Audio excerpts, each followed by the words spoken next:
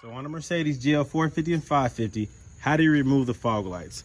If you have this design fog light, it's very easy. I'm removing these because they have the accumulated rust down there from the condensation, the runoff.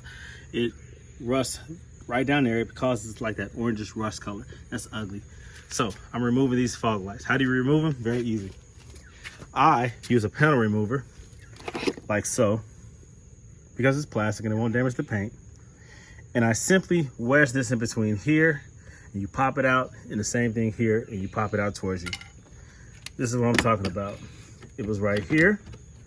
You pop this side, and then you pop this side, and it comes out. Pull it towards you. This is how it connects right here. When you're doing this side right here, kind of angle it, pry it this way. Pull it or pop it this way. And this one right here, do it straight out towards you, and it pops right off. And then you have these right here, these bolts, this one and these two. Simply remove those. It pulls out, disconnect the back, the plug, and replace it with a brand new one.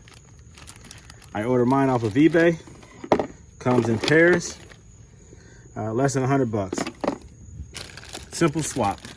So if you have this, just replace it if you want to keep it looking nice. They have the clear ones, and they also have the tinted ones.